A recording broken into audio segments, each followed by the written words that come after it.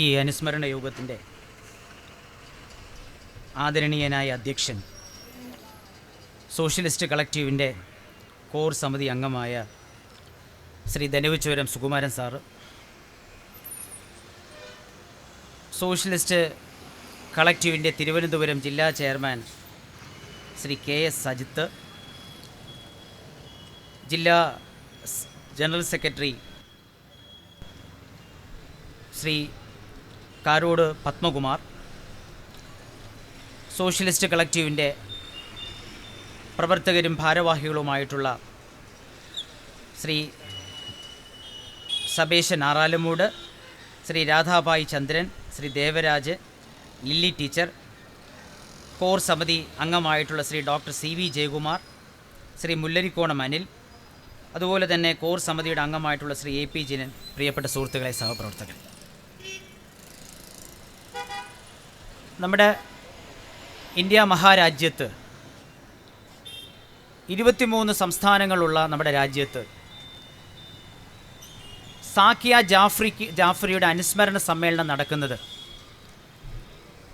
ഇന്ത്യയിൽ ഈ കൊച്ചു കേരളത്തിൽ നെയ്യാറ്റിൻകരയിൽ മാത്രമാണ്. ഞാൻ അവർ മരിച്ച 1-ാം തീയതി മുതലുള്ള ദിനപത്രങ്ങളിലും നമ്മുടെ യൂട്യൂബ് ചാനലിലുമൊക്കെ നമ്മുടെ രാജ്യത്ത് എവിടെയെങ്കിലും ശ്രീ സാക്കിയ ജാഫ്രിയുടെ അനുസ്മരണ സമ്മേളനമോ അനുസ്മരണ യോഗമോ അവരെ സ്മരിക്കുന്നതിന് വേണ്ടി എവിടെയെങ്കിലും ഒരു സമ്മേളനം നടന്നിട്ടുണ്ടോ എന്ന് ഞാൻ തിരയുകയുണ്ടായി. ഒരിടത്തും കണ്ടെത്തുവാൻ കഴിഞ്ഞിട്ടില്ല. ഫെബ്രുവരി 2-ാം തീയതിയുള്ള നമ്മുടെ നാട്ടിൽ പ്രചാരമുള്ള എല്ലാ ദിനപത്രങ്ങളുടെയും ആദ്യ പേജിൽ തന്നെ സാക്കിയ ജാഫ്രിയുടെ മരണത്തെക്കുറിച്ചിട്ടുള്ള വാർത്തകൾ ഉണ്ടായിരുന്നു. 100% സാക്ഷരതയുള്ള നമ്മുടെ സംസ്ഥാനത്ത് അതുകൊണ്ട് തന്നെ സാക്കിയ ജാഫ്രിയെക്കുറിച്ച് ആരാണെന്ന് പറയേണ്ട കാര്യമില്ല. എനിക്ക് മുമ്പ് സംസാരിച്ച ആളുകൾ പറഞ്ഞു, ഗോത്ര കലാപത്തെക്കുറിച്ച് പറഞ്ഞു. നമ്മുടെ രാജ്യം സ്വതന്ത്രമായപ്പോൾ തന്നെ അന്ന് നമ്മുടെ രാജ്യം ഒരു വിഭജനത്തോടു കൂടിയാണ് നമ്മുടെ രാജ്യം സ്വതന്ത്രമായത്. ഇന്ത്യയും പാകിസ്ഥാനുമായിട്ടുള്ള വിഭജനത്തിൻ്റെ അടിസ്ഥാനത്തിലുള്ള ഹിന്ദുക്കളും മുസ്ലിങ്ങളുമായിട്ടുള്ള ലഹള, ആ ലഹളയിൽ മരണപ്പെട്ട ആളുകളുടെ ദീനരോധനം കൂടി കൊണ്ടാണ് നമ്മുടെ രാജ്യം പിറന്നു വീണത്. അങ്ങ് നവഖാലിയിൽ വന്യവയോധികനായ നമ്മുടെ രാഷ്ട്രപിതാവ് ഗാന്ധിജിയുടെ നെഞ്ചുപൊട്ടുന്ന വേദനയും കണ്ടുകൊണ്ടാണ് നമ്മുടെ രാജ്യം സ്വതന്ത്രമായത്. അന്ന് കലാപങ്ങൾ നടന്നു, മനുഷ്യക്കുരുതികൾ നടന്നു. അങ്ങോട്ടും ഇങ്ങോട്ടും ആയുധമെടുത്ത് മനുഷ്യ മനസാക്ഷിയെ ഞെട്ടിക്കുന്ന തരത്തിൽ മനുഷ്യർ വെട്ടുകയും കുത്തുകയും മരിക്കുകയും ഒക്കെ ചെയ്യുകയുണ്ടായി. ഒരു പുതിയ രാജ്യം, പുതിയ രാഷ്ട്രം ഉണ്ടാകുന്ന സ്വാഭാവികമായിട്ടുള്ള വിഭജനത്തിൻ്റെ അനന്തരഫലമാണ് എന്നുള്ള തരത്തിലാണ് നമ്മുടെ ചരിത്രമൊക്കെ അതിനെ രേഖപ്പെടുത്തിയിട്ടുള്ളത്. അതിനുശേഷം നമ്മുടെ രാജ്യം കണ്ട ഏറ്റവും വലിയ കലാപം എന്ന് പറയുന്നത് ശ്രീമതി മുൻ പ്രധാനമന്ത്രി ഇന്ദിരാഗാന്ധിയുടെ മരണത്തോടനുബന്ധിച്ചിട്ടുണ്ടായിട്ടുള്ള സിഖ് കൂട്ടക്കൊലയാണ്. അത് ഏറ്റവും കൂടുതൽ നടന്നത് ഡൽഹിയിലാണ്. അന്ന് പറയുകയുണ്ടായ, ഒരു വൻ മരം വീണ് കഴിഞ്ഞാൽ അതിൻ്റെ ചുവടെ നിൽക്കുന്ന ചെറുമരങ്ങളുമൊക്കെ തകർന്നടിയുവാനായിട്ടുള്ള സാധ്യതയുണ്ട് എന്നൊക്കെ പറഞ്ഞ് അതിനെ നിസ്സാരവൽക്കാൻ പലരും ശ്രമിച്ചിട്ടുണ്ടെങ്കിൽ പോലും നമ്മുടെ രാജ്യത്തിൻ്റെ ഭരണഘടനയും നീതിന്യായ സമ്പ്രദായവും നൽകുന്ന ഉറപ്പെന്താണെന്ന് വച്ചാൽ, ആ സിഖ് കൂട്ടക്കൊലയെ ആസൂത്രണം ചെയ്ത അന്നത്തെ കോൺഗ്രസിൻ്റെ MP-മാരായിട്ടുള്ള ശ്രീ സജ്ജൻ കുമാറിനെയും ശ്രീ ജഗദീഷ് ടൈലറെയും വിചാരണ നടത്തി തുറങ്കിലടയ്ക്കുവാൻ നമ്മുടെ രാജ്യത്തിൻ്റെ നീതി സമ്പ്രദായത്തിന് കഴിഞ്ഞു എന്നുള്ളതൊരു വസ്തുതയാണ്. അതിനുശേഷം നമ്മുടെ ബാബറി മസ്ജിദ് തകർത്തെറിഞ്ഞപ്പോൾ ഹിന്ദു വർഗീയവാദികളുടെ കൂടം കൊണ്ടുള്ള അടി കൊണ്ട് തകർന്നു വീണപ്പോൾ നമ്മുടെ രാജ്യത്ത് വർഗീയ ലഹളകളുണ്ടായി. ആ വർഗീയ ലഹളകളും നമ്മുടെ കോടതിയിൽ അതിന് ഉത്തരവാദികളായിട്ടുള്ളവർ നിയമ സംവിധാനം അനുസരിച്ച് വിചാരണ നേരിടുകയും ശിക്ഷ ഏറ്റുവാങ്ങുകയുമൊക്കെ ചെയ്തിട്ടുണ്ട്. LK അദ്വാനി ഉൾപ്പെടുന്ന BJPയുടെ മുൻ ഉപപ്രധാനമന്ത്രി വരെ കേസുകളിൽ ഉൾപ്പെട്ട് ട്രയൽ ഫേസ് ചെയ്യേണ്ടതായിട്ടുള്ള ഒരു സ്ഥിതിവിശേഷം നമ്മുടെ രാജ്യത്തുണ്ടായി. അന്നൊക്കെ നമ്മൾ വിചാരിച്ചിരുന്നത് നമ്മുടെ ഭരണഘടനയും ആ ഭരണഘടന നമ്മുടെ രാജ്യത്തിലെ ജനങ്ങൾക്ക് നൽകുന്ന അവകാശങ്ങളും നമ്മുടെ നീതിന്യായ സമ്പ്രദായങ്ങളിലുമൊക്കെ നമ്മൾ ഊറ്റം കൊണ്ടു, നമ്മൾ അഭിമാനം കൊണ്ടു. പക്ഷെ അതിനുശേഷം നമ്മുടെ രാജ്യത്തുണ്ടായ ഏറ്റവും വലിയ കൂട്ടക്കുരുതിയാണ് ഗോത്ര സംഭവത്തിനോടനുബന്ധിച്ചിട്ടുണ്ടായിട്ടുള്ള കലാപങ്ങൾ. ഇതിൽ ഒരു ഗുൽബർഗ സൊസൈറ്റിയോടനുബന്ധിച്ചിട്ടുണ്ടായ കൊലപാതകങ്ങളെ സംബന്ധിച്ചിട്ടുള്ളതിനാണ് നമ്മൾ സാക്കിയ ജാഫ്രി എന്ന് അനുസ്മരിക്കുന്നത്. ഇത് സോഷ്യലിസ്റ്റ് കളക്റ്റീവിൻ്റെ ആദ്യത്തെ പരിപാടിയല്ല. ശ്രീ ആർ ബി ശ്രീകുമാറിൻ്റെ യഥാർത്ഥ കുറ്റവാളികളെ നിയമത്തിൻ്റെ മുമ്പിൽ കൊണ്ടുവരുവാനും മാതൃകാപരമായി ശിക്ഷിക്കുവാനുമുള്ള ഒരു മലയാളിയുടെ ധീരമായിട്ടുള്ള പോരാട്ടത്തിൻ്റെ ഭാഗമായി ആ മനുഷ്യനെ ജയിലിലടച്ചപ്പോൾ, 76 വയസ്സുള്ള ആ മനുഷ്യനെ ജയിലിലടച്ചപ്പോൾ, നമ്മുടെ ഈ നാട്ടുകാരനായിട്ടുള്ള നമ്മുടെ ബാലരാപുരം രാമൻപിള്ള എന്ന് പറയുന്ന സ്വാതന്ത്ര്യ സമര സേനാനിയുടെ ഭാസ്കരൻ നായർ എന്ന് പറയുന്ന അദ്ദേഹത്തിൻ്റെ മൂത്ത മകളിലുണ്ടായ മകനാണ് ശ്രീ ആർ ബി ശ്രീകുമാർ. ആ ആർ ബി ശ്രീകുമാറിനെ കേരളത്തിലെ ജനങ്ങളുടെ മുമ്പിൽ മതേതരത്വത്തിനു വേണ്ടി നമ്മുടെ ഈ കൊച്ചു കേരളത്തിലെ ഒരു മനുഷ്യൻ നടത്തിയിട്ടുള്ള പോരാട്ടങ്ങൾ, യാതനകൾ, നിയമവാഴ്ച നിലനിർത്തുന്നതിന് വേണ്ടി അദ്ദേഹം സ്വീകരിച്ചിട്ടുള്ള നടപടികൾ ഈ ജനങ്ങളുടെ മുമ്പിൽ എത്തിക്കുവാൻ വേണ്ടി ആർ ബി ശ്രീകുമാർ ഭരണഘടനാ സംരക്ഷണ സമിതി ഈ കേരളത്തിലെ 20 പാർലമെൻറ്റ് നിയോജക മണ്ഡലങ്ങളിലും പ്രവർത്തനങ്ങൾ സംഘടിപ്പിക്കുകയുണ്ടായി. എന്തായിരുന്നു ഗോത്രയിൽ സംഭവിച്ചത്? 2002 ഫെബ്രുവരി മാസം 27 സബർമതി എക്സ്പ്രസ് ഗുജറാത്തിലെ ഗോത്ര റെയിൽവേ സ്റ്റേഷനിൽ നിന്നും പുറപ്പെട്ട് ഒരു കുന്നിൽ കൂടി യാത്ര ചെയ്യുമ്പോൾ അതിലുള്ള ഒരു ബോഗിയിൽ തീ ആളിപ്പടരുകയുണ്ടായി. ആ തീയിൽ വെന്ത് വെണ്ണീരായത് 57 പേരായിരുന്നു. ഒരാൾ അതിനുശേഷം ആശുപത്രിയിൽ അയാൾ മരിച്ചത് ഉൾപ്പെടെ 58 പേർ ആ അഗ്നിക്കിരയായി. ആ 58 പേർക്കൊരു പ്രത്യേകതയുണ്ടായിരുന്നു. ആ 58 പേർ അയോധ്യയിൽ കർസേവയ്ക്ക് പോയിട്ട് തിരിച്ചു വന്ന ആളുകളാണ്. നിങ്ങൾക്കറിയാം, സ്വാഭാവികമായിട്ട് എന്നാ സംസ്ഥാനം ഭരിക്കുന്നത് ഇന്നത്തെ ഇന്ത്യൻ പ്രധാനമന്ത്രിയായ ശ്രീ നരേന്ദ്രദാസ് മോഡിയാണ്. 2002 ഫെബ്രുവരി 27 സംഭവം നടക്കുമ്പോൾ അദ്ദേഹം അവിടെ മുഖ്യമന്ത്രിയായി അധികാരമായിട്ട് 1 വർഷം കഷ്ടിച്ചായിട്ടില്ല. 2001 അദ്ദേഹം ഗുജറാത്തിൻ്റെ മുഖ്യമന്ത്രിയായിട്ട് അധികാരമേൽക്കുന്നത്. ഗുജറാത്ത് നമ്മുടെ മഹാത്മാവിൻ്റെ നാടാണ്. നമ്മുടെ ആർഷ സംസ്കാരത്തിൻ്റെ പ്രതീകമായിട്ടുള്ള ഗാന്ധിയൻ സംഹിതകളുടെ തൊട്ടിലാണ് ഗുജറാത്ത്. ആ ഗുജറാത്തിൽ 1995 മുതൽ അധികാരത്തിലെത്തുവാൻ BJPക്ക് കഴിഞ്ഞു. ആ ഭരണം ശ്രീ കേശുഭായ് പട്ടേലിൻ മുഖ്യമന്ത്രിയായിട്ട് ഭരണം നടക്കുകയായിരുന്നു. 2000 ആണ്ടിൽ ആ നാട്ടിനൊരു വലിയ അപകടം സംഭവിച്ചു. ലോകത്ത് ഞെട്ടിക്കൊണ്ട് അവിടെ ഒരു ഭൂകമ്പമുണ്ടായി. ആ ഭൂകമ്പത്തിൽ 20,000 ആളുകളുടെ ജീവൻ തകർന്നു, ജീവനില്ലാണ്ടായി. അവരുടെ സ്വത്തുക്കൾ നഷ്ടപ്പെട്ടു. കേന്ദ്ര ഗവൺമെൻറ്റും സംസ്ഥാന ഗവൺമെൻറ്റും ഒക്കെ ജീവനും സ്വത്തും നഷ്ടപ്പെട്ട ആളുകൾക്ക് നഷ്ടപരിഹാരം പ്രഖ്യാപിക്കുകയുണ്ടായി. ആ ഭരണത്തിലുണ്ടായിരുന്ന ശ്രീ നരേന്ദ്രനാഥ് മോഡിയുടെ നേതൃത്വത്തിലുള്ള ഭരണത്തിലുള്ള BJP നേതാക്കന്മാരും RSSൻ്റെയും സംഘപരിവാറിൻ്റെ നേതാക്കന്മാർ ആ നഷ്ടപരിഹാര തുക കയ്യിൽ ആ പാവപ്പെട്ട ആളുകളിൽ നിന്നും പിടിച്ചു വാങ്ങി കൊള്ളയടിക്കുന്ന ചിത്രം നമ്മുടെ ദേശീയ മാധ്യമങ്ങളിൽ കൂടി വന്നു. അത് വലിയ വാർത്തയായി. നമ്മുടെ ഇന്ത്യ രാജ്യം മുഴുവൻ ആ പ്രവൃത്തി അപലപിച്ചു. 2 വർഷം കഴിഞ്ഞാൽ അവിടെ തെരഞ്ഞെടുപ്പാണ്. ആ 2000 ആ ഭൂകമ്പത്തിൻ്റെ തുക, നഷ്ടപരിഹാര തുക അതിൻ്റെ യഥാർത്ഥ അവകാശികൾക്ക് നൽകാതെ തട്ടിപ്പറിച്ചെടുത്ത് അഴിമതി നടത്തിയിട്ടുള്ള BJPക്കും സംഘപരിവാറിനുമെതിരായിട്ടുള്ള ജനരോഷം ആളിക്കത്തിയപ്പോൾ അന്ന് പത്രമാധ്യമങ്ങളെല്ലാം എഴുതി, ഈ 2002 നടക്കാൻ പോകും 2 വർഷം കഴിഞ്ഞ് വരുന്ന തെരഞ്ഞെടുപ്പിൽ കേശുഭായിയുടെ ഗവൺമെൻറ് തകരും, BJP അധികാരപ്രശ്നരാകും, അവിടെ മതേതര ശക്തികൾ അവിടെ അധികാരത്തിൽ വരുമെന്ന് പത്രമാധ്യമങ്ങളെല്ലാം വാനോളം എഴുതിയപ്പോൾ അന്നത്തെ RSS നേതൃത്വവും അന്നത്തെ BJPയുടെ നേതൃത്വവും ഒരു തീരുമാനമെടുക്കുകയുണ്ടായി. ശ്രീ കേശുഭായ് പട്ടേലിനെ മാറ്റി പകരം മുഖ്യമന്ത്രിയായി ശ്രീ നരേന്ദ്രനാഥ് മോഡിയെ അവിടുത്തെ മുഖ്യമന്ത്രിയായിട്ട് അയച്ചു. അദ്ദേഹത്തിനോട് പറഞ്ഞു, നമ്മുടെ ഇന്ത്യ രാജ്യത്ത് സംഘപരിവാറിൻ്റെ പരീക്ഷണശാലയാണ് ഗുജറാത്ത്. ആ ഗുജറാത്തിൽ നമ്മൾ പരാജയപ്പെട്ടു പോയാൽ, ഇന്ന് നമുക്ക് കേന്ദ്രഭരണമുണ്ട്, അന്ന് ശ്രീ വാജ്പേയി പ്രധാനമന്ത്രിയാണ്, നമ്മുടെ കേന്ദ്രഭരണം തുടർന്നു കൊണ്ടുപോകുവാൻ കഴിയാത്ത അവസ്ഥയുണ്ടാകും നമ്മൾ ഗുജറാത്തിൽ പരാജയപ്പെട്ടു പോയാൽ. അതുകൊണ്ട് ഗുജറാത്തിലെ ഭരണം പിടിച്ചു നിർത്തണം, അതിനെന്ത് വേണമെങ്കിലും താങ്കൾ ചെയ്തോളൂ, ആ ഭരണം നിലനിർത്തുക എന്നുള്ളത് മാത്രമാണ് താങ്കളുടെ കടമ. അങ്ങനെ ഒരു ദൗത്യവുമായിട്ടാണ് അദ്ദേഹം വരുന്നത്.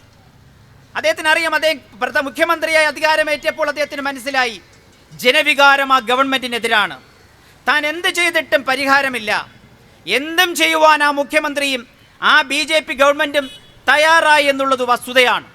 അങ്ങനെ ആ സാഹചര്യത്തിലാണ് 2002 ഫെബ്രുവരി മാസം 27-ാം തീയതി സബർമതി എക്സ്പ്രസ്സിൽ കർസേവകർ സഞ്ചരിക്കുന്ന ഒരു ബോഗി തീക്കിരയായി 58 കർസേവകർ മരണപ്പെടുന്നത്. സ്വാഭാവികമാണ്, നമ്മുടെ രാജ്യത്ത് അന്നുണ്ടാകുന്ന കേന്ദ്രം ഭരിക്കുന്നത് BJP, സംസ്ഥാനം ഭരിക്കുന്നത് BJP. അത് അവിടെ വർഗീയ ലഹളകൾ ഉണ്ടാകും. അവിടുത്തെ ന്യൂനപക്ഷങ്ങളെ സംബന്ധിച്ചിടത്തോളം അവരുടെ ജീവനും സ്വത്തിനും അപകടമുണ്ടെന്നറിയുവാൻ ഒരു നിരീക്ഷണത്തിൻ്റെയും ആവശ്യമില്ല. അന്ന് ശ്രീ നരേന്ദ്രനാഥ് മോഡി വാർത്താമാധ്യമങ്ങളിൽ കൂടി പറഞ്ഞു, ഞാൻ ജനങ്ങൾക്ക് ഉറപ്പ് നൽകുന്നു, ഇനി ഇതുപോലൊരു സംഭവം ഉണ്ടാകില്ല, ഈ കുറ്റവാളികൾക്ക് ഏറ്റവും കടുത്ത ശിക്ഷ നൽകും, ഞാൻ മറ്റൊരു ഉറപ്പ് കൂടി നിങ്ങൾക്ക് തരുന്നു, ഇത് ആസൂത്രണം ചെയ്തവർക്ക്, ഇതിന് കാരണക്കാരായവർക്ക് അവരിനി ഒരിക്കലും ചിന്തിക്കാൻ കഴിയാത്ത വിധത്തിൽ, അവർ ചിന്തിച്ചു കഴിഞ്ഞാൽ ഞെട്ടുന്ന തരത്തിലുള്ള കടുത്ത ശിക്ഷ അവർക്ക് നൽകുമെന്ന് പറഞ്ഞു.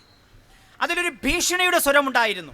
ആ ഭീഷണിയുടെ സ്വരം ജനങ്ങൾക്ക് മനസ്സിലാകുന്ന അദ്ദേഹം മുഖ്യമന്ത്രി എന്നുള്ള നിലയിൽ 27-ാം തീയതി രാത്രി 2 മണിക്ക് അദ്ദേഹത്തിൻ്റെ സ്വന്തം വസതിയിൽ നമ്മുടെ സംസ്ഥാനത്തിൻ്റെ എല്ലാ പ്രധാനപ്പെട്ട ഉദ്യോഗസ്ഥന്മാരുടെയും ഒരു യോഗം വിളിച്ചുകൂട്ടി. ആ യോഗത്തിൽ അദ്ദേഹം പറഞ്ഞു എന്നാണ് പറയപ്പെടുന്നത്, സാധാരണഗതിയിൽ നമ്മുടെ രാജ്യത്ത് ഒരു കലാപം ഉണ്ടായിക്കഴിഞ്ഞാൽ അത് പ്രതിരോധിക്കുവാനുള്ള നടപടികൾ സ്വീകരിക്കേണ്ടി വരും. നമ്മുടെ സ്റ്റാൻഡേർഡ് ഓപ്പറേറ്റീവ് പ്രൊസീജിയർ എന്ന് പറഞ്ഞുകൊണ്ട് നമ്മുടെ നാട്ടിലുമുണ്ട്, നമ്മുടെ രാജ്യത്തുള്ള എല്ലാ സംസ്ഥാനങ്ങളുമുണ്ട്. ഒരു സ്ഥലത്തൊരു കലാപമുണ്ടായാൽ ആ കലാപം പടർന്നു പന്തലിക്കാതിരിക്കാൻ വേണ്ടി ചെയ്യേണ്ടതായിട്ടുള്ള നടപടിക്രമങ്ങൾ, പ്രശ്നക്കാരായിട്ടുള്ള ആളുകളെ അറസ്റ്റ് ചെയ്യാം, 104 പഴയ നമ്മുടെ നിയമം അനുസരിച്ചിട്ട് കർഫ്യൂ ഡിക്ലെയർ ചെയ്യാം. അങ്ങനെ അതിനെ കണ്ടെയ്ൻ ചെയ്യാൻ വേണ്ടിയിട്ടുള്ള നടപടിക്രമങ്ങൾ എടുക്കുവാനായിട്ടുള്ള സ്റ്റാൻഡേർഡ് ഓപ്പറേറ്റീവ് പ്രൊസീജിയർ ഉണ്ട്. പക്ഷേ അദ്ദേഹത്തിൻ്റെ ഉന്നത ഉദ്യോഗസ്ഥന്മാരുടെ സമ്മേളനത്തിൽ പറയപ്പെട്ടു എന്ന് പറയുന്നത് നമ്മൾ അത്തരത്തിലുള്ള നടപടികൾ സ്വീകരിക്കാറുണ്ട്. പക്ഷേ ഇപ്രാവശ്യം ഇതുകൊണ്ട് വ്രണിതഹൃദരായിട്ടുള്ള ആളുകൾക്ക് അവരുടെ ദേഷ്യമൊന്ന് പുറപ്പെടുവിക്കാൻ, പുറത്ത് കാണിക്കാനുള്ള അവസരം കൂടി നമ്മൾ നൽകണം എന്ന് അദ്ദേഹം പറഞ്ഞു എന്നാണ് പറയുന്നത്. ഏതായാലും അടുത്ത ദിവസം മുതൽ 27-ാം തീയതി പുലർക്കാലം മുതൽ ഗുജറാത്തിലുള്ള എല്ലാ 40 ഡിവിഷനുകളിലും ആളുകൾ, സംഘപരിവാറിൻ്റെ അക്രമി സംഘം വാളും കോടാലിയും കൊണ്ട് ജനങ്ങളെ തിരഞ്ഞുപിടിച്ച്, മതത്തിൻ്റെ അടിസ്ഥാനത്തിൽ തിരഞ്ഞുപിടിച്ച് വെട്ടിയും കുത്തിയും ഗർഭസ്ഥ സ്ത്രീകളെ, ഗർഭസ്ഥ ശിശുക്കളെ ശൂലം കൊണ്ട് കുത്തി പുറത്തിട്ട് മനുഷ്യൻ്റെ മനസ്സാക്ഷിയെ ഞെട്ടിപ്പിക്കുന്ന തരത്തിൽ ഇന്നുവരെ നമ്മുടെ രാജ്യം കണ്ടിട്ടില്ലാത്ത തരത്തിലുള്ള ഭീകരതയ്ക്ക് അഴിഞ്ഞാട്ടം നടത്തുകയാണ് നമ്മുടെ രാജ്യം കണ്ടത്. ഇവിടെ പറഞ്ഞു, ഗുൽബർഗ സൊസൈറ്റിയിൽ 69 പേരാണ് മരിച്ചതെന്ന്. സർക്കാരിൻ്റെ ഔദ്യോഗിക കണക്കുകൾ പ്രകാരം 2000 പേര് മരിച്ചു. നമ്മുടെ ദേശീയ വാർത്താമാധ്യമങ്ങളും അന്തർദേശീയ വാർത്താമാധ്യമങ്ങളും പറയുന്നത് 5000-ഓളം വരുമെന്നുള്ളതാണ്. അതിൻ്റെയും എത്രയോ വലുതാണ് കണക്കുകൾ എന്ന് പറയുന്നതുണ്ട്. പക്ഷേ ഈ കൂട്ടക്കൊലയ്ക്ക് ഗോത്ര സംഭവത്തിന് ശേഷമുള്ള ഈ കൂട്ടക്കൊലയ്ക്ക്, ഈ വംശഹത്യയ്ക്ക് ഒരു പ്രത്യേകതയുണ്ട്. അത് ആസൂത്രണം ചെയ്ത ആളുകൾ ഇന്ന് നമ്മൾ 2 പതിറ്റാണ്ട് കഴിഞ്ഞ് നമ്മൾ നിങ്ങളുടെ മുമ്പിൽ നിൽക്കുമ്പോഴും നമ്മുടെ നീതിന്യായ സമ്പ്രദായവും ഒക്കെ ചികഞ്ഞു നോക്കിയതിന് ശേഷവും അതിൻ്റെ കൈകളെ ചിലവരെ ജയിൽക്കുള്ളിലാക്കുവാനായിട്ട് കഴിഞ്ഞിട്ടുണ്ട് എന്നുള്ളതൊരു വസ്തുതയാണെങ്കിലും അത് ആസൂത്രണം ചെയ്ത ആളുകളെ നിയമത്തിൻ്റെ മുമ്പിൽ കൊണ്ടുവരുവാനോ മാതൃകാപരമായി ശിക്ഷിക്കുവാനോ കഴിഞ്ഞിട്ടില്ല. ആ നിയമ പോരാട്ടം നടത്തിയ ഒരു ധീരവനിതയുടെ അനുസ്മരണമാണ് നമ്മളിവിടെ സംഘടിപ്പിച്ചിട്ടുള്ളത്. എൻ്റെ പ്രിയപ്പെട്ട സുഹൃത്തുക്കളെ, അന്ന് ആ സംസ്ഥാനത്ത് A D G P battalion ആയിരുന്നത് നമ്മുടെ ഈ കൊച്ചു കേരളത്തിലുള്ള ശ്രീ RB ശ്രീകുമാർ ആയിരുന്നു. ഞാൻ ഈ നേരത്തെ പറഞ്ഞ ബാലരാപുരം രാമൻപിള്ള സാറിൻ്റെ കൊച്ചുമകൻ. അദ്ദേഹം നീതിമാനായിട്ടുള്ളൊരു പോലീസ് ഉദ്യോഗസ്ഥനായിരുന്നു. നമ്മുടെ നാടിൻ്റെ പൈതൃകം ഉൾക്കൊള്ളുന്ന ദേശീയതയും ദേശീയതയിലും സമ്പന്നമായിരുന്നു ആ മനുഷ്യൻ. അദ്ദേഹം പറഞ്ഞു, അദ്ദേഹം അതിനുശേഷം മറ്റ് നിവൃത്തിയില്ലാതെ ശ്രീ നരേന്ദ്രനാഥ് മോദിക്ക് അദ്ദേഹത്തെ ADGP ഇൻ്റലിജൻസ് ആക്കേണ്ടി വന്നു. അദ്ദേഹം ADGP ഇൻ്റലിജൻസ് ആയപ്പോൾ അദ്ദേഹത്തിൻ്റെ ഫീൽഡ് സ്റ്റാഫുകൾ മുഖേന അദ്ദേഹം വിവരങ്ങൾ ശേഖരിച്ചപ്പോൾ അദ്ദേഹത്തിന് മനസ്സിലാക്കാൻ കഴിഞ്ഞത് ആ സംസ്ഥാനത്തിൻ്റെ പോലീസ് സംവിധാനം മുഴുവനും നിഷ്ക്രിയമായിരുന്നു എന്നുള്ളത് മാത്രമല്ല, അക്രമകാരികൾക്ക് അക്രമം നടത്തുവാനുള്ള ഒത്താശയും സംരക്ഷണവും ചെയ്യുകയായിരുന്നു. ആ ഗോധ്ര കലാപം എന്ന് പറയുന്ന ഗോധ്ര സംഭവത്തിന് ശേഷമുണ്ടായ കലാപം ഗവൺമെൻറ് സ്പോൺസേഡ് കലാപമായിരുന്നു. പല 40 ഡിവിഷനുകളിലെയും സൂപ്രണ്ടന്മാരെടുത്ത് അനൗദ്യോഗികമായിട്ട് പറഞ്ഞു, നിങ്ങൾ നടപടിയെടുക്കരുത്. അതിൽ ഒരാളുണ്ടായിരുന്നു, ഒരു ഡിവിഷൻ്റെ ഒരു അധികാരി. അയാൾ പറഞ്ഞു, ഞാൻ നടപടിയെടുക്കാതിരിക്കാം, പക്ഷേ നിങ്ങളതൊന്ന് എഴുതി തരണം, ഓർഡറാക്കി തരണം. ഒരു മസ്ജിദിൻ്റെ മുമ്പിൽ ഒരു അക്രമി സംഘം നിലയുറപ്പിച്ചു. ആ മനുഷ്യൻ ആകാശത്തിലേക്ക് ഒരു വെടിയുതിർത്തു. ആ ഡിവിഷനിൽ അക്രമി സംഘം പിരിഞ്ഞുപോയി എന്നുള്ളത് മാത്രമല്ല, 39 ഡിവിഷനുകളിലും നടന്നിട്ടുള്ള അക്രമ സംഭവങ്ങൾ നടന്നിട്ടുണ്ടെങ്കിൽ അദ്ദേഹം സൂപ്രണ്ടായിട്ടുള്ള ഡിവിഷനിലകത്ത് ഒരു മനുഷ്യജീവനോ ഒരാളുടെ സ്വത്തിനോ നഷ്ടം സംഭവിച്ചില്ല. അപ്പോൾ ഇത്തരത്തിലുള്ള കണക്കുകൾ അദ്ദേഹത്തിൻ്റെ മുമ്പിലുണ്ടായിരുന്നു. അപ്പോൾ ഇതിൻ്റെ ഗവൺമെൻറ്റിൻ്റെ നിഷ്ക്രിയത, പോലീസ് സംവിധാനത്തിൻ്റെ നിഷ്ക്രിയത, ഗവൺമെൻറ് അക്രമികൾക്ക് ഒത്താശ ചെയ്തു കൊടുത്തത്, ഇതിൻ്റെ എല്ലാത്തിൻ്റെയും സ്ഥിര വിവര കണക്കുകൾ ആ മനുഷ്യന് കിട്ടി. ഗോത്ര കലാപം അന്വേഷിക്കുവാനായിട്ട് സുപ്രീം കോടതി നിയോഗിച്ച ഒരു കമ്മീഷൻ ഉണ്ടായിരുന്നു, ജസ്റ്റിസ് നാനാവതിയുടെയും ജസ്റ്റിസ് അക്ഷയ് മേത്തയുടെയും കമ്മീഷൻ. ആ കമ്മീഷൻ്റെ സിറ്റിംഗ് തുടങ്ങിയപ്പോൾ കേന്ദ്രഭരണം മാറി, UPA ഗവൺമെൻറ്റിൻ്റെ അധികാരത്തിൽ വന്നു. ശ്രീ മൻമോഹൻ സിംഗ് ഇന്ത്യയുടെ പ്രധാനമന്ത്രിയായി. അപ്പോൾ ആ കാലഘട്ടത്തിലാണ് ജസ്റ്റിസ് നാനാവതിയുടെയും സുപ്രീം കോടതിയിലെ റിട്ടയർഡ് ജഡ്ജസ് ആയിട്ടുള്ള ജസ്റ്റിസ് നാനാവതിയുടെയും അക്ഷയ് മേത്തയുടെയും കമ്മീഷൻ നടക്കുന്നത്. നിങ്ങൾക്കറിയാം, കമ്മീഷൻ ഓഫ് എൻക്വയറീസ് ആക്ട് അനുസരിച്ചിട്ട് ഈ കലാപത്തിൻ്റെ യഥാർത്ഥ കാരണങ്ങൾ അന്വേഷിക്കണമെന്ന് പറഞ്ഞാണ് സുപ്രീം കോടതി അവരെ നിയോഗിച്ചത്. സംസ്ഥാന ഗവൺമെൻറ്റിൻ്റെ കീഴിലുള്ള ഗുജറാത്ത് പോലീസ് നിഷ്പക്ഷമായിട്ട് അന്വേഷിക്കുവാനുള്ള സാധ്യതയില്ല എന്ന് സുപ്രീം കോടതി കണ്ടതിൻ്റെ അടിസ്ഥാനത്തിൽ സ്പെഷ്യൽ ഇൻവെസ്റ്റിഗേഷൻ ടീമിനെ വെച്ചു. Doctor RK Raghavan, retired CBI ഡയറക്ടറെ ചെയർമാനായിട്ടുള്ളൊരു സ്പെഷ്യൽ ഇൻവെസ്റ്റിഗേഷൻ ടീമും അതിൻ്റെ പിന്നാമ്പുറ കഥകൾ അന്വേഷിക്കുവാനായിട്ട് ജസ്റ്റിസ് നാനാവതിയുടെയും അക്ഷയ് മേത്തയുടെ നേതൃത്വത്തിലുള്ള ഒരു കമ്മീഷനെ വെച്ചു. ആ കമ്മീഷൻ സിറ്റിംഗ് നടത്തി. കമ്മീഷൻ ഓഫ് എൻക്വയറീസ് ആക്ട് പ്രകാരം ആർക്ക് വേണമെങ്കിലും അദ്ദേഹത്തിന് മുമ്പിൽ തെളിവ് കൊടുക്കാം. പക്ഷേ നമ്മുടെ നാട്ടിൽ മതേതരത്വത്തിനു വേണ്ടി വാതോരാതെ പ്രസംഗിക്കുന്ന ഒരാളും അവരുടെ മുമ്പിൽ കമ്മീഷനിൽ അവിടെ തെളിവ് കൊടുക്കുവാനായിട്ട് പോയില്ല. ഗുജറാത്തിൻ്റെ IPS കേഡറിലോ IAS കേഡറിലോ അതിൻ്റെ താഴെ നിലയിലുള്ള ഒരാൾ പോലും ആ സുപ്രീം കോടതി നിയോഗിച്ച അന്വേഷണ കമ്മീഷൻ്റെ മുമ്പിൽ തെളിവ് കൊടുക്കുവാനായിട്ട് പോയില്ല. പക്ഷെ ഒരാൾ തയ്യാറായി, ഒരു ഉദ്യോഗസ്ഥൻ തയ്യാറായി. ആ ഉദ്യോഗസ്ഥൻ മറ്റാരുമല്ല, നമ്മുടെ നെയ്യാറ്റിങ്കര സ്വദേശിയായിട്ടുള്ള, ബാലരാമപുരത്ത് വേരുകളുള്ള, ഊരൂട്ടമ്പലത്തെ സ്ഥിരതാമസക്കാരനായിട്ടുള്ള ശ്രീ RB ശ്രീകുമാർ തെളിവെടുക്കുവാൻ തയ്യാറായി. അദ്ദേഹം ADGP ഇൻ്റലിജൻസ് ആയിരുന്നപ്പോൾ ഉണ്ടായിരുന്ന ഫീൽഡ് സ്റ്റാഫുകൾ നൽകിയിട്ടുള്ള ഡേറ്റ മുഴുവനും 9 സത്യവാങ്മൂലം അദ്ദേഹം ആ കമ്മീഷൻ്റെ മുമ്പിൽ തെളിവ് നൽകുകയുണ്ടായി. മറ്റേ ഫുൾ മെറ്റിക്കുലസ് ഡീറ്റെയിൽസോടുകൂടി അദ്ദേഹം തെളിവ് നൽകുകയുണ്ടായി. അദ്ദേഹം തെളിവ് നൽകാൻ പോകുന്നു എന്ന് വാർത്ത കഴിഞ്ഞപ്പോൾ ആ കമ്മീഷൻ്റെ മുമ്പിലുണ്ടായിരുന്ന പ്രോസിക്യൂട്ടറും സർക്കാരിലൊരു വലിയ ഉദ്യോഗസ്ഥനും അദ്ദേഹത്തിൻ്റെ അടുത്ത് പറഞ്ഞു, താങ്കൾ തെളിവ് കൊടുക്കുന്നതിന് ഞങ്ങൾ എതിരല്ല, താങ്കൾ മൊഴിയായിട്ട് എന്ത് വേണമെങ്കിലും തെളിവ് കൊടുത്തോളൂ, പക്ഷേ താങ്കൾ സത്യവാങ്മൂലം കൊടുക്കരുത്. താങ്കൾ ഒരു സർക്കാർ ഉദ്യോഗസ്ഥനാണ്. ഒരു സർക്കാർ ഉദ്യോഗസ്ഥൻ സർക്കാരിനെതിരായിട്ടുള്ളൊരു സത്യവാങ്മൂലം കൊടുത്തു കഴിഞ്ഞാൽ ഞങ്ങൾക്കത് ഡിഫെൻഡ് ചെയ്യുവാൻ പ്രയാസമാകും, നിങ്ങളത് ചെയ്യരുത് എന്ന് പറഞ്ഞു. RB ശ്രീകുമാറിൻ്റെ സത്യസന്ധതയും ആദർശധീരതയെന്ന് പറഞ്ഞാൽ അദ്ദേഹത്തിനെ സ്വാധീനിക്കാൻ ശ്രമിച്ചതിൻ്റെ അദ്ദേഹത്തിൻ്റെ മറ്റേ വോയിസ് ക്ലിപ്പ് അദ്ദേഹം കമ്മീഷന് മുമ്പിൽ ഹാജരാക്കി. അദ്ദേഹം 9 സത്യവാങ്മൂലം കൊടുത്തു. ആ സത്യവാങ്മൂലങ്ങളിലെല്ലാം ഗവൺമെൻറ്റിൻ്റെ നിഷ്ക്രിയത്വം എന്നുള്ളത് മാത്രമല്ല, ഗവൺമെൻറ് ഗൂഢാലോചന നടത്തി അക്രമകാരികളോട് ചേർന്ന് സംഘടിപ്പിച്ച് ആസൂത്രണം ചെയ്ത കലാപമായിരുന്നു 5000 മനുഷ്യജീവനുകളെ തകർത്തെറിഞ്ഞത് എന്നുള്ളതിന് തെളിവ് അദ്ദേഹം നൽകി. ഈ കൊലപാതക പരമ്പരകളിടയിൽ ഗുൽബർഗ സൊസൈറ്റി എന്നുള്ളൊരു സൊസൈറ്റി ഉണ്ട്. അതൊരു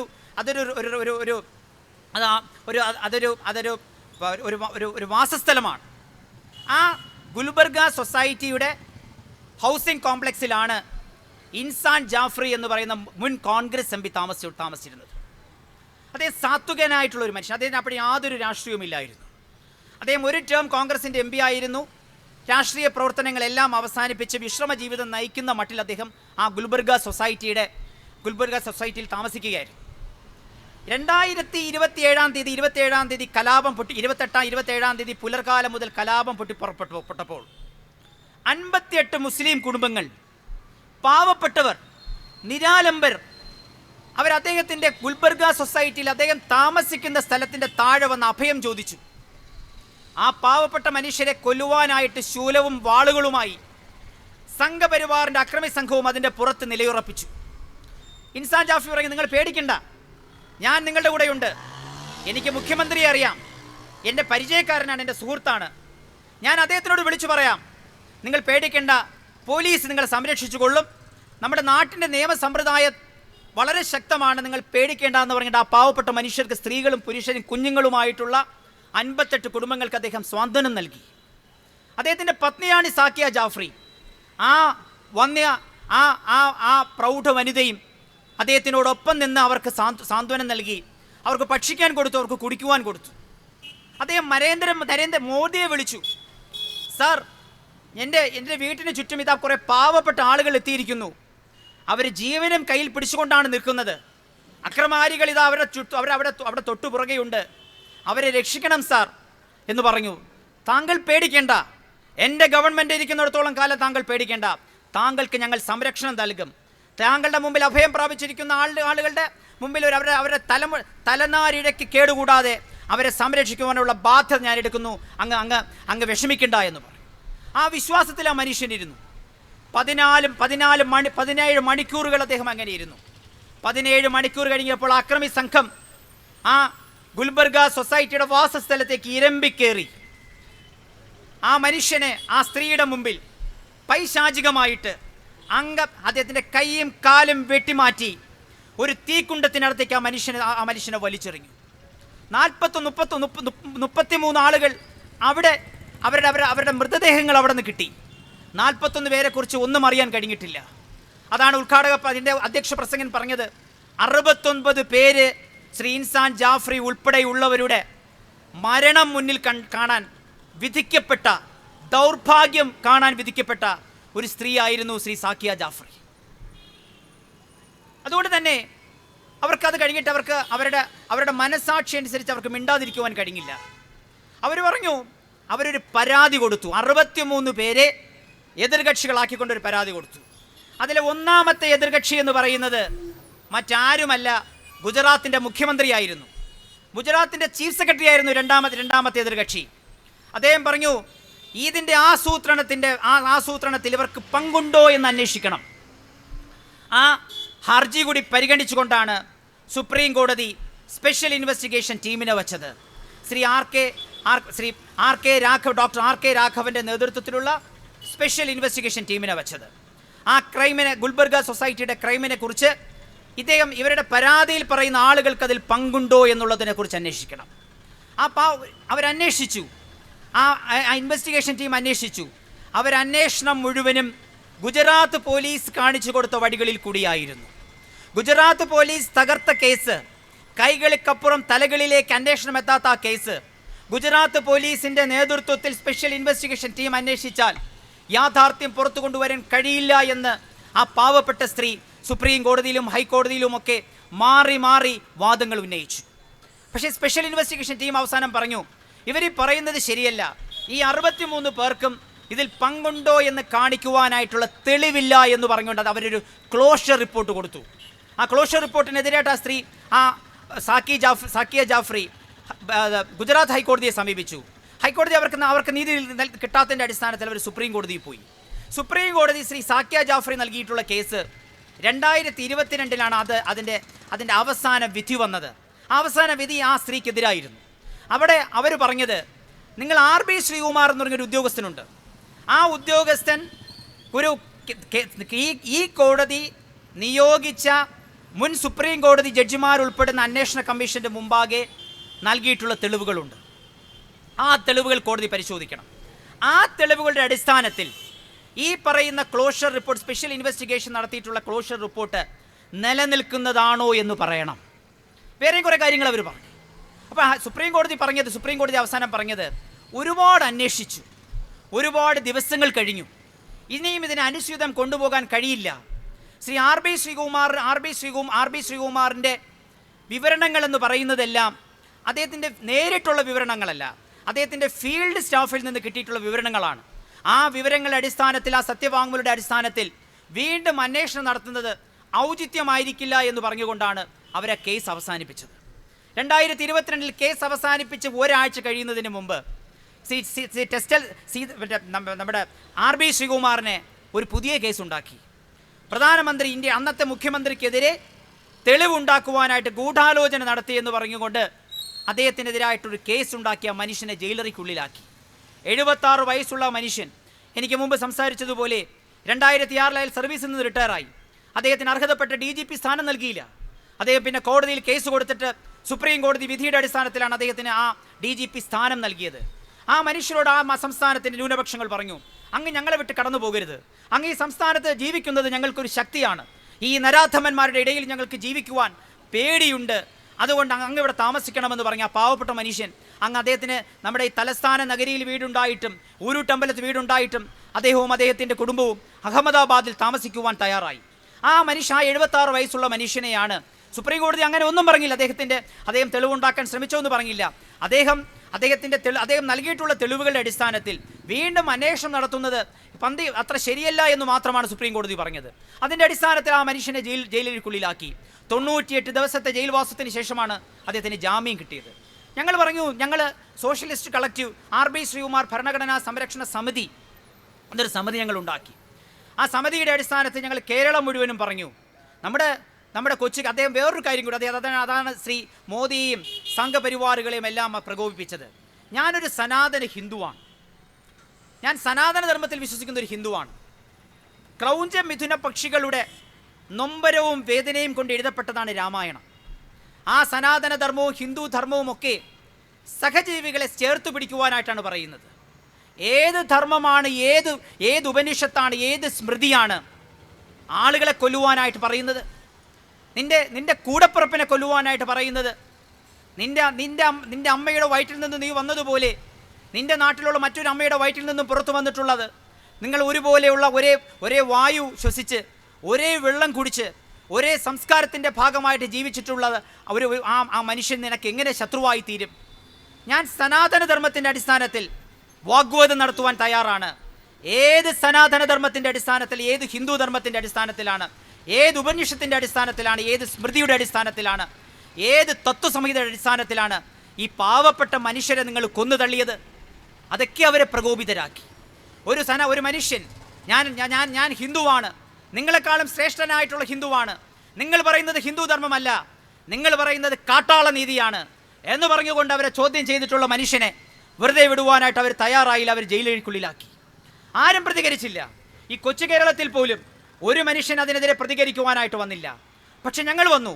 RB ശ്രീകുമാർ ഭരണഘടനാ സംരക്ഷണ സമിതി ഉണ്ടാക്കി പറഞ്ഞു, നമ്മുടെ നാടിൻ്റെ മതേതരത്വത്തിന് ഈ കൊച്ചു കേരളം നൽകിയ സംഭാവനയാണ് ശ്രീ RB ശ്രീകുമാർ.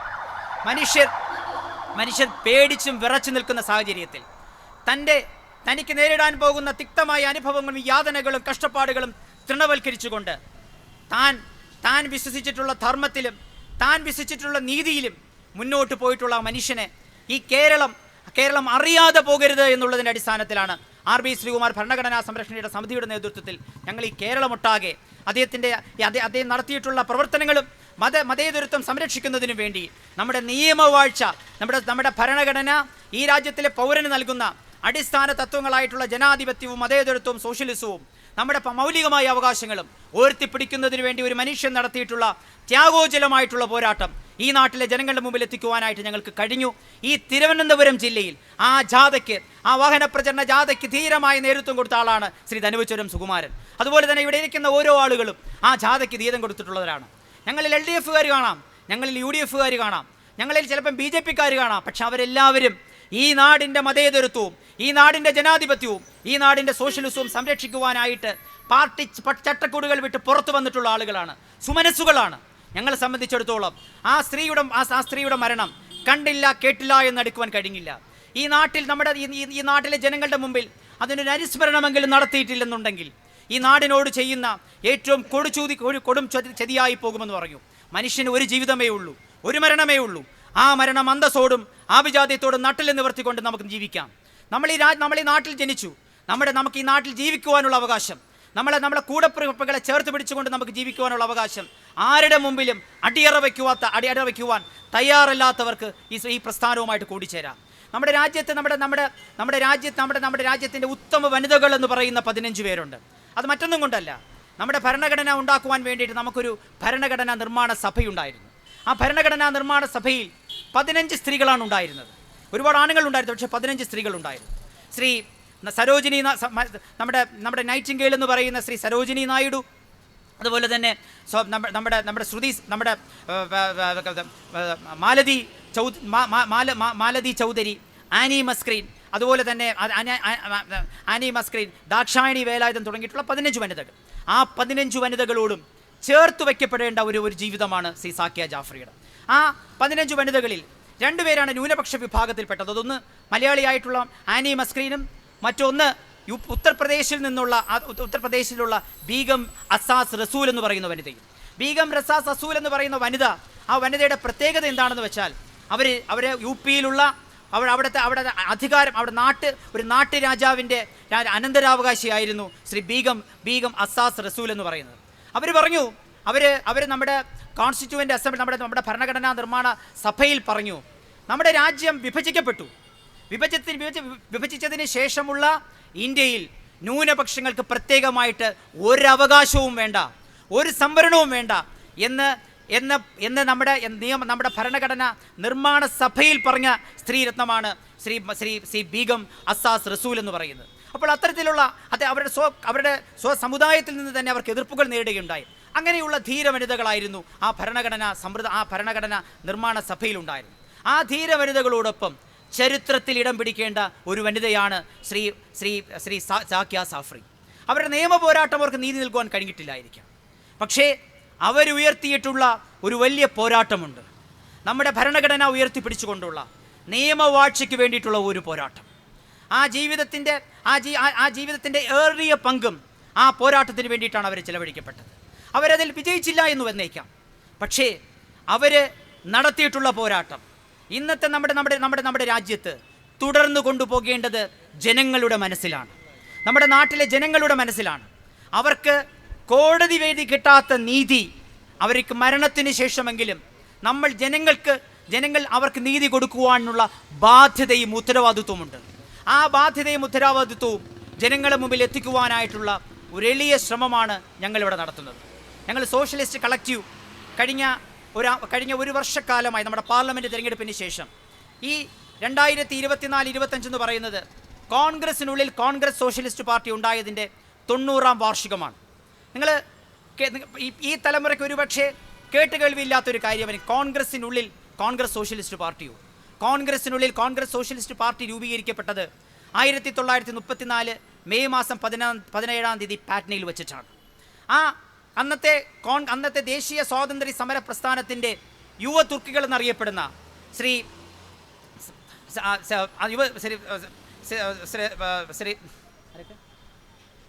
ജയപ്രകാശ് നാരായണനും അതുപോലെ തന്നെ റാം മനോഹർ ലോഹിയും അജൂത് പട്വർദ്ധനും യൂസഫ് മെഹ്റലിയും ഒക്കെ ചേർന്നിട്ടാണ് അന്ന് കോൺഗ്രസിനുള്ളിൽ കോൺഗ്രസ് സോഷ്യലിസ്റ്റ് പ്രസ്ഥാനം രൂപീകരിക്കപ്പെട്ടത്.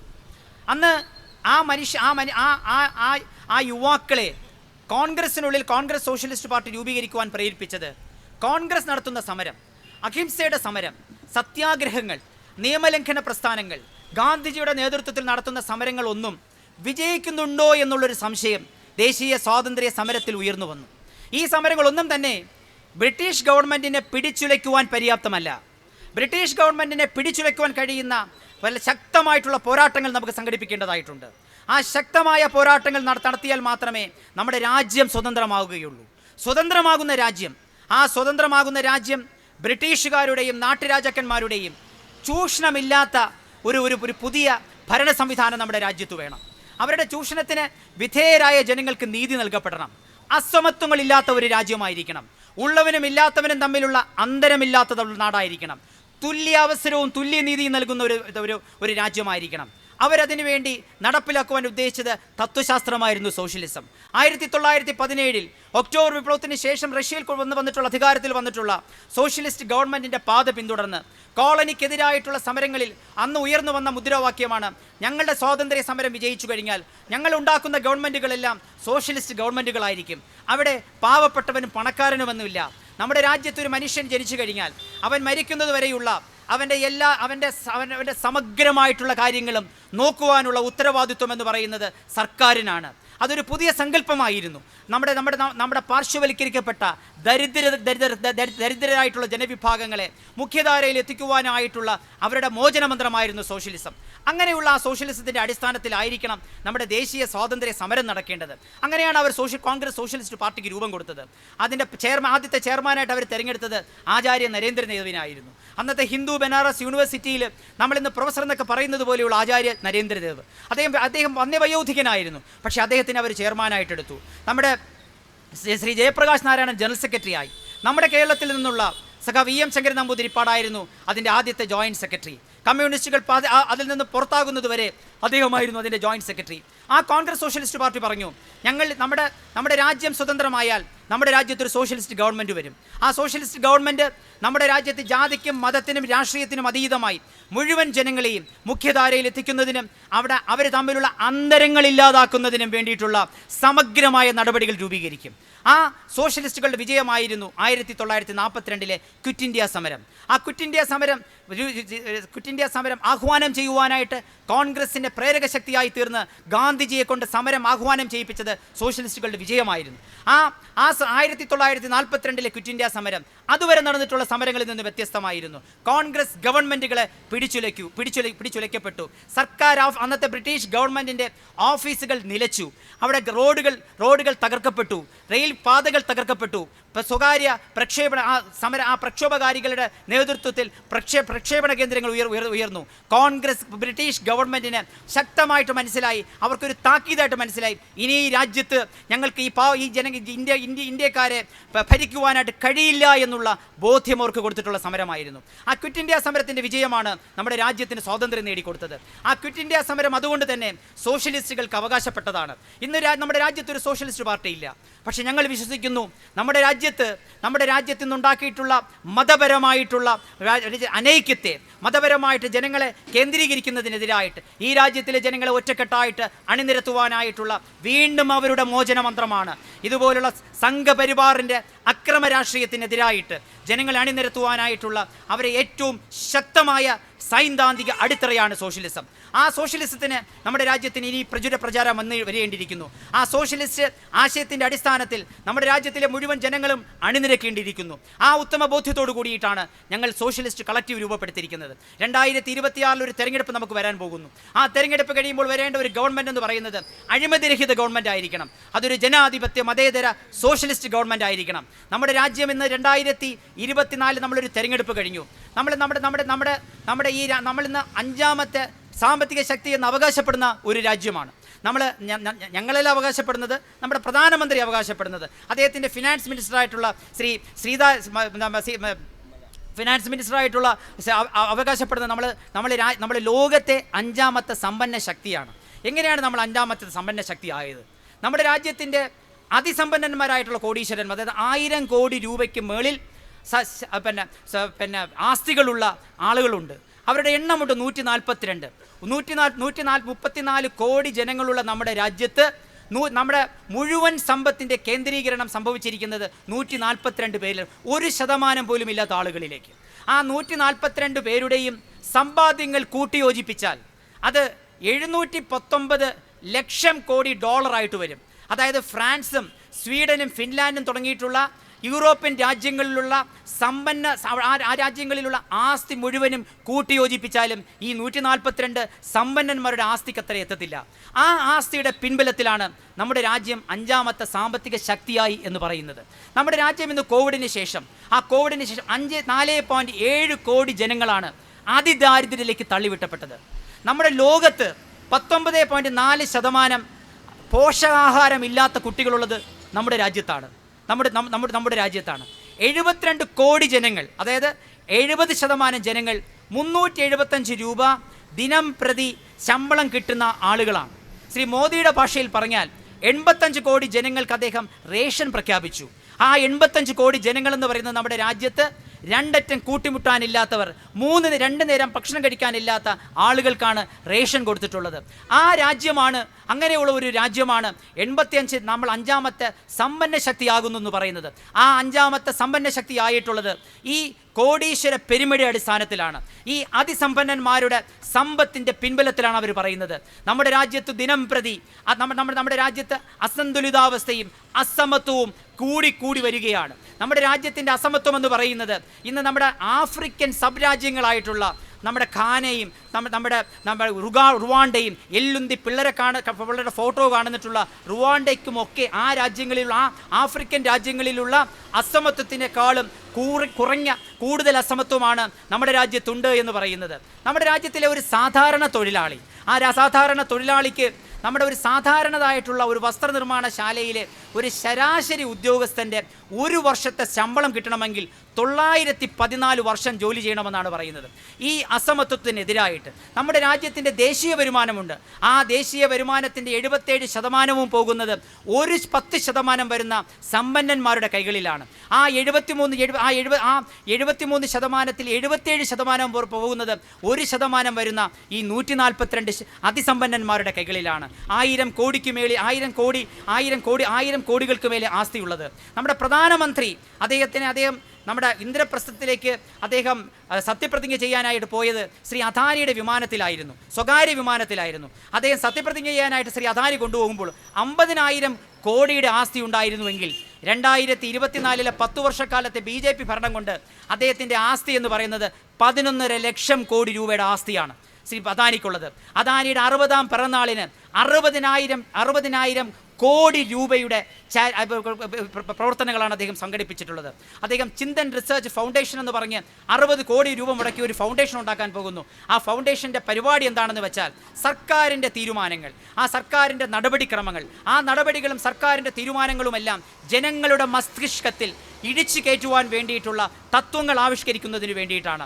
നമ്മുടെ രാജ്യത്തിൻ്റെ ജനങ്ങൾക്ക് ചിന്തിക്കാൻ പോലും കഴിയാത്ത തരത്തിൽ നമ്മൾ ഈ കോർപ്പറേറ്റുകളുടെ കീഴാളന്മാരായിട്ട് പോവുകയാണ്. ഇന്ന് സോഷ്യലിസം എന്ന് പറഞ്ഞ് മേനി നടിക്കുന്നവരും എല്ലാവരും ഈ കോർപ്പറേറ്റുകളുടെ മുമ്പിൽ അവരിട്ടുന്ന നക്കാപ്പിച്ചകൾക്ക് പുറകെ പോകുന്ന ഒരു കാഴ്ചയാണ് നമ്മുടെ ഉള്ളത്. നമ്മുടെ രാജ്യം ഇന്ന് സമീപിക്കുന്നത് ചങ്ങാത്ത മുതലാളിത്തമാണ്. ആ ചങ്ങാത്ത മുതലാളിത്തം എന്ന് പറയുന്നത് ഭരണകൂടവും കോർപ്പറേറ്റുകളും തമ്മിൽ അഴിമതി നടത്തുന്നതിനും സാധാരണക്കാരായിട്ടുള്ള പട്ടിണിക്കാരായിട്ടുള്ള ജനങ്ങളെ ചൂഷണം ചെയ്യാനുമായിട്ടുള്ള അവിശുദ്ധ ബന്ധത്തിനാണ് ഈ ചങ്ങാത്ത മുതലാളിത്തം എന്ന് പറയുന്നത്. ആ ചങ്ങാത്ത മുതലാളിത്തത്തിനെതിരെ ഇതിനെതിരായിട്ടാണ് സോഷ്യലിസ്റ്റ് കളക്റ്റീവ് തങ്ങളുടെ പരിപാടികളുമായിട്ട് മുന്നോട്ട് പോകുന്നത്. സാക്യ ജാഫ്രി ഞങ്ങളുടെ ഈ പരിപാടിക്ക് ഞങ്ങൾക്ക് നൽകുന്ന ഏറ്റവും വലിയ പ്രത്യാശയുടെ കിരണമാണ്.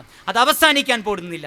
അത് കൂടുതൽ ശക്തമായിട്ട് ജനമനസ്സുകളിലേക്കും ആ പോരാട്ടം കൂടുതൽ മനസ്സുകളിലേക്കും കൂടുതൽ കൈകളിലേക്കും പറയും. അത് അവസാനിക്കുമെന്ന് പറയുന്നത് വിഡ്ഢികളാണ്, വിഡ്ഢികളുടെ സ്വർഗത്തിൽ വിരാജിക്കുന്നവരാണ്.